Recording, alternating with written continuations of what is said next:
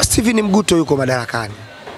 Almas Kasongo bado yuko madarakani. Yaani ile bodi yote ya kamati sijui ya bodi ya ligi bado yuko madarakani kweli? Kweli. Tumewashuhudia mawaziri wangapi wameachia ngazi kwenye wizara zao kwamba kumetokea shida. Unataka kuniambia wale watu ambao ni mawaziri wenye nafasi kubwa na nyadhifa kubwa nchini wanaweza wenyewe wakajiuzuru? Mimi nishashuhudia nchi hii waziri mkuu amejiuzuru. Nchi hii mimi nimeshuhudia waziri mkuu amejiuzuru. Unamkumbuka? Mheshimiwa Lowassa, unamkumbuka? Kajiuzuru bungeni. Wewe uko kwenye bodi ya ligi. Tatizo limetokea kubwa ambalo limegharimu watu. Mpaka saizi uko madarakani. Sure. Mavala, sure. Wadau wa mpira wako wa Tanzania wote yani wanashuhudia kwamba huyu mtu anaona alichokifanya ni sahihi kwa sababu ameshindwa kusimamia mpira. Mpira utakiwa uchezwe. Wameshindwa kusimamia mpira kuchezwa. Sasa tunazungumza watu wameingia gharama. Sio mama ntilie, sio baba ntilie, sio watu wa mpira wenyewe. Umenielewa? Mpaka kifo kimetokea Mavala. Shabiki wa Yanga kutoka mkoani Mbeya amefariki akiwa nje ya uwanja kule, akiwa wanasubiri mpira uchezwe, yeye kakaa pale anasubiri sintofahamu iliyopo. Amepoteza uhai wake akiwa kwenye nguzo za umeme. Hayo ni zaidi ya madhara ambayo watu wanayaona. Lakini mpaka sasa tunaongea mwenyekiti wa bodi bado yuko madarakani. Mpaka sasa tunaongea yule Almas Kasongo yuko bado madarakani.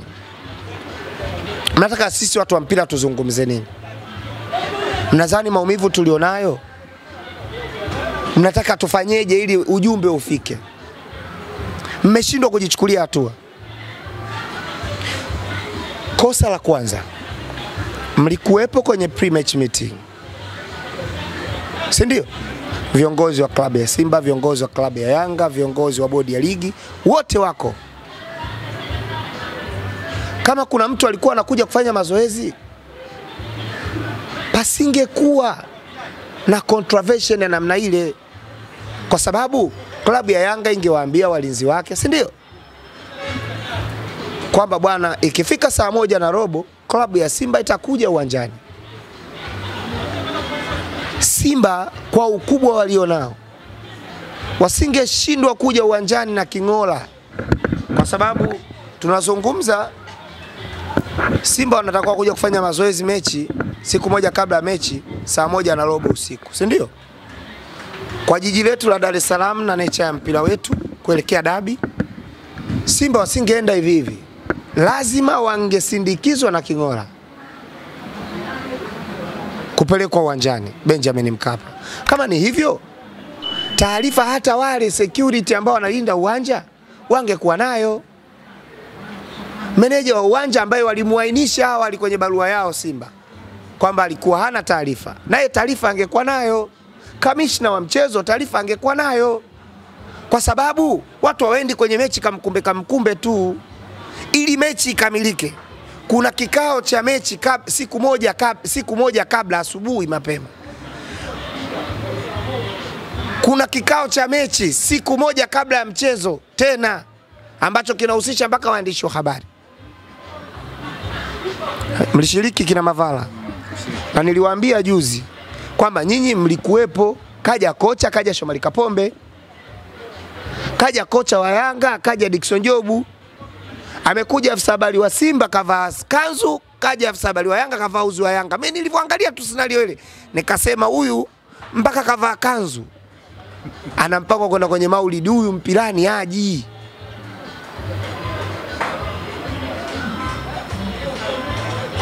Na ukitaka kujua Simba wametengeneza mchoro, hebu nisikilizeni. Mchoro wa Simba uko hivi, kuukataa huo mchezo. Sio watu wa mpira. Refa hajateuliwa, utasikia tetesi kwamba huu mchezo refari atakuwa fulani. Simba tu alivyopata tetesi kwamba refari atakuwa Ahmed Arajiga, akajitokeza nje Azim Deuji akafanya press, hana imani na refari Arajiga, si ndio? Akaanza mchoro ulianzia hapo, hana imani na refari Arajiga, akatengeneza mazingira ya wanasimba kuto kumwamini yule refari, akaprovoke wanaoteua refari wa mchezo wa dabi kwamba Simba hawana imani na refari Arajiga. Umeelewa vizuri? Baada ya kutengeneza huo mchoro, walioteua refa wakamteua Arajiga, wakaona hamjatusikiliza kwenye hili la refari, mmeshamteua Arajiga na Ahmed Mkono, na taifa zima Afrika Mashariki na bara la Afrika linatambua kwamba Tanzania kama unamhitaji refa bora ni Arajiga na ule Mohamed Mkono mshika kibendera, wale ndo nambari 1. Arajiga katikati, kibendera namba 1 ni Mkono. Ndio wanaochezesha mechi za kafu sasa hivi. Lakini kwa sababu Simba wamewakataa, wakaanza kutengeneza sasa mchoro, tunaikataje mechi. Wameenda kwenye kikao cha mechi, hawakutoa taarifa kwamba watakuja kufanya mazoezi ya mwisho usiku. Ule uwanja wa Taifa unahitaji umeme, unahitaji ulinzi, security ya kulinda Simba. Umeelewa? Hawezi akaja tu kamkumbe kwamba anakuja tu moja kwa moja uwanjani kwa sababu uwanja ni wa Taifa, basi aje aingie afanye mazoezi. Sio kweli. Mwenyeji ni Yanga, lazima wewe utatupeleka maombi kwamba wewe anakuja kwenye uwanja wako wa nyumbani. Hata isingekuwa Lupaso Mavala, uwanja ungekuwa Jangwani pale Kaunda, Simba wana haki ya kuja kufanya mazoezi siku moja kabla mchezo kama sisi ni wenyeji pale Kaunda.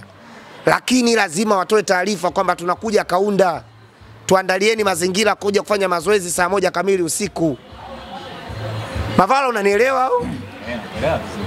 Unajua hapa tuongelee siasa, hapa tunaongelea mpira unajua. Tusichukulie kwamba ule uwanja wa Benjamin Mkapa kwa sababu ni uwanja wa serikali, basi kwa sababu Yanga ni mwenyeji hakutakiwa kuulinda ule uwanja. Tufanye ule uwanja sio wa Mkapa unaotumika wa ligi. Yanga wanatumia uwanja wa ligi kuu Kaunda. Simba singekuja kutoa taarifa ya kuja kufanya mazoezi.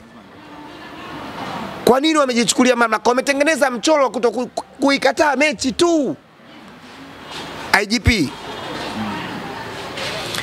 twendeni pale na magari yetu, gari lina beberu. Wale makomando wa Yanga hawawezi kukubali kuruhusu gari kuingia ndani. Magari yalokuja ya Simba kwenye mazoezi yao ya mwisho. Gari la kwanza ndio lile basi lao wanasema la wachezaji, ambalo hawakuwemo wachezaji. Kulikuwa na baadhi ya wazee ambao hawazidi 5. Kulikuwa na mbuzi, mabeberu, yani huu uchebe wangu unauona. Hao mabeberu wana uchebe huu mdogo. Wakatengeneza huo mchoro, walitangulize lile mbele, alafu gari la wachezaji litakalokuwa na baadhi ya wachezaji ambalo ni BM lilikuwa nyuma. Wakatengeneza huo mchoro kwamba lile likitangulia mbele lina beberu haliwezi kuingia, na ndio linaonekana ndio basi la Simba. Umenielewa? Yeah. Scenario kama hiyo wameitengeneza ili mechi ife. Waonekane wamezuiliwa kufanya mazoezi ili mechi ife, lakini Simba waliruhusiwa baadaye liingie hili la wachezaji, hili la beberu libaki. Na la beberu ndio limetangulia mbele, wanataka litangulie kuingia, lile la wachezaji lifuatie. Yote katika yote ni kwamba wameshafanya kosa. Mpaka asubuhi siku ya mchezo anasikika mwenyekiti wa bodi ya ligi kuu Tanzania bara, mechi ipo. Yani hata mtu aliyekuopo Kimara, Mbezi, Mbagala anamsikia, anajua kwamba leo mechi ipo. Anaendelea kukata tiketi, anaendelea kufanya taratibu zake za nauli za kuwasili uwanja wa Benjamin Mkapa. Inafika saa 7 mchana inakuja taarifa saa 8 mechi hakuna.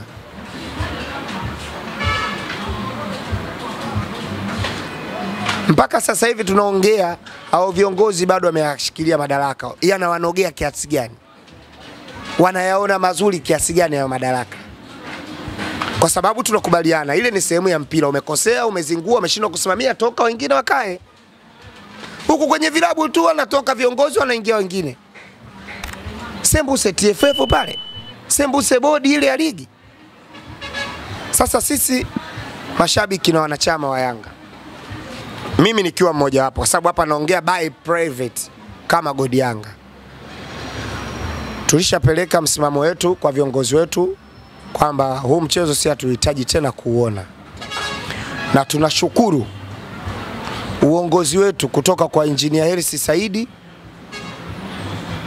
na wajumbe wa kamati ya utendaji kina Alex Ngai, tunawapongeza, kina Gula Mali, umenielewa, wote wajumbe wa kamati ya utendaji, kina Yanga Makaga, wote kwanza tunawapongeza. Jana wametoa tamko kubwa zito ambalo limezungumza msimamo wa klabu ya Yanga kutoka kwa viongozi wetu ambao tuliwapigia kula tukawakabidhi klabu. Kongole kwao. Na ule ndio msimamo wa mashabiki wa Yanga. Na hii ligi sitacheza mechi nyingine. Nyingine hizi nyingine tutacheza. Hatutacheza tena raundi ya pili. Either hao ambao wanasimamia hiyo bodi wang'oke, tukae chini tuzungumze namna gani ambavyo huo mchezo unaweza ukachezwa huko mbeleni. Lakini kwa sasa hivi mradi msimamo wetu wana Yanga tumeuongea, pale timu haiendi Sheikh.